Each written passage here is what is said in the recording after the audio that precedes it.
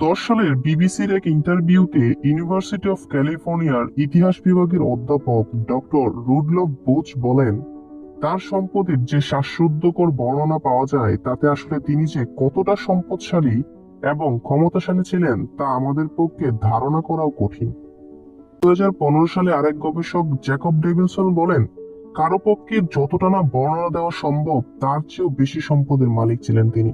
2012 সালে একটি marking website তার মোট সম্পদের মূল্যের একটা ধারণা দিতে গিয়ে তারা বলে তার সম্পদের পরিমাণ ছিল $4,000 কোটি, যা Bill Gates, Jeff Bezos, Warren Buffett, Mark Zuckerberg সহ গুগলের সিইও এর সম্পদের পরিমাণ এক করলেও তার সম্পদের ধারে কাছে পৌঁছাতে পারবে না।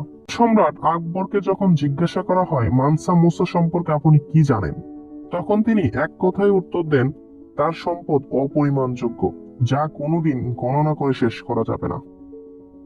ও অর্থবিদরা বলছে তার সম্পদের সঠিক ধারণা দেওয়া এখনো অসম্ভব।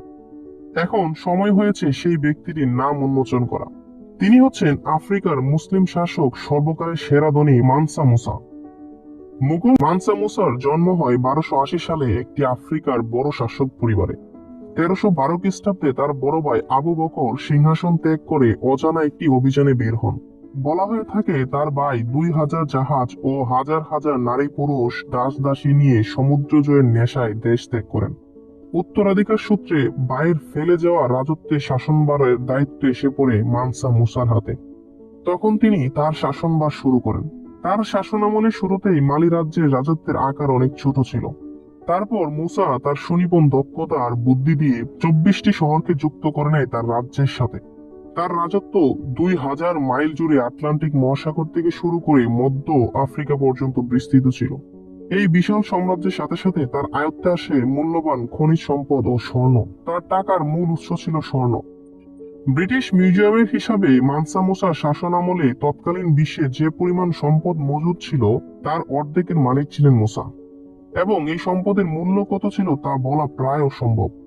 তবে আপনাদের চিন্তার বাহিরে একটা ধারণা দেই যে এই সম্পদের মূল্য কত হতে পারে। মানসা মুসা মক্কায় হজ করার সময় এক ইসলামিক চিন্তাবিদ ও কবির সাথে দেখা হয়।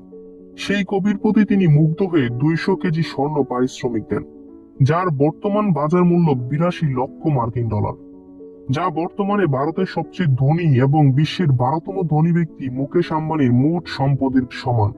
তাহলে একবার চিন্তা করুন, মানসা মুসা সামান্য দান করলে যদি বিশ্বের 12তম ধনী হওয়া যায়, তাহলে তিনি কেমন ধনী ছিলেন। ভিডিওর শুরুতেই বলেছিলাম যে আপনি চিন্তাও করতে পারবেন না তার সম্পদের পরিমাণ কত ছিল। তবে তার এই বিশাল সম্পদের মালিক হওয়ার পেছনে রহস্যটা ছিল অন্যরকম। মানসা মুসার শাসনামলে যখন মুসা বিভিন্ন রাজ্য জয় করতে থাকে তখন মালিতে স্বর্ণের খনির কোনো মূল্য ছিল না।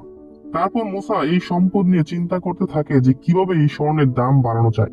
তার দেশের প্রত্যেক মানুষের কাছে 1000 থেকে 10,000 কেজির মতো স্বর্ণ ছিল, তাই এই স্বর্ণ কেউ কিনতো না আর এর কোনো বাজার মূল্য ছিল না।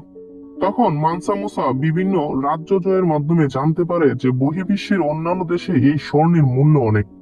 তখন তিনি মালিতে একটি বাণিজ্য কেন্দ্র স্থাপন করেন, যে কেন্দ্রের মাধ্যমে বিদেশে স্বর্ণ রপ্তানি করা শুরু হয়। আর মুসা পাহাড় সমান টাকার মালিক হতে থাকে। ধীরে ধীরে তার স্থানীয় এলাকাতেও স্বর্ণের দাম বাড়তে থাকে। জানা যায় মানসা মুসা অনেক বেশি দান করতেন। তিনি যতটা না স্বর্ণ বিক্রি করতেন তার চেয়ে বেশি স্বর্ণ দান করতেন। তারপরেও তার 57 বছর রাজত্বে স্বর্ণের পরিমাণের 1/3 বেশি তিনি খরচ করতে পারেননি। এখন নিশ্চয় আপনারা তার সম্পদের পরিমাণ সামান্য হলেও আন্দাজ করতে পারছেন। তো আজকের ভিডিওতে মানসা মুসার সম্পদের পরিমাণ সম্পর্কে জেনে কেমন লাগলো কমেন্ট করে জানাতে ভুলবেন না।